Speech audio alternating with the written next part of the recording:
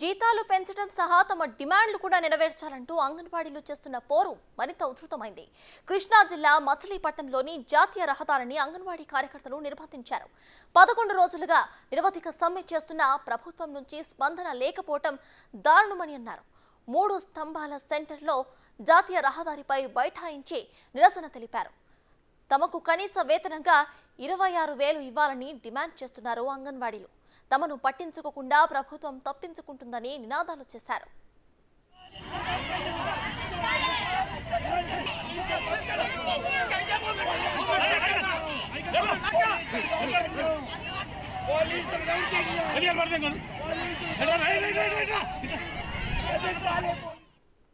ఇక మరోవైపు ఆందోళన చేస్తున్న కార్యకర్తలు సిఐటియు నేతలని పోలీసులు అరెస్ట్ చేశారు. దీంతో పోలీసులు అంగన్వాడీ కార్యకర్తల మధ్య వాగ్వాదం చోటు చేసుకుంది. దీంతో తోపులాట జరిగింది. పోలీసుల చర్యలను అంగన్వాడీ కార్యకర్తలు నిరసిస్తున్నారు. మహిళలని కూడా చూడకుండా పోలీసులు ఈడ్చుకు వెళ్లారని కన్నీరు మున్నీరవుతున్నారు.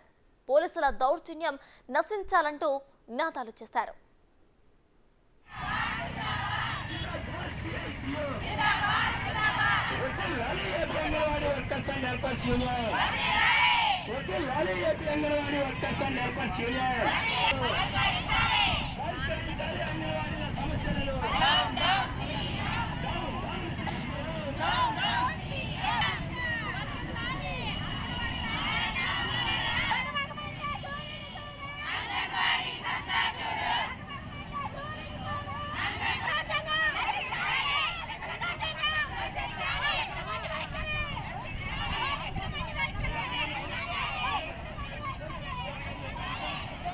నేషనల్ హైవే అయితే తప్పది. మీకు ఇప్పుడు దాకా 20 నిమిషాలు ఉంటుంది తప్ప.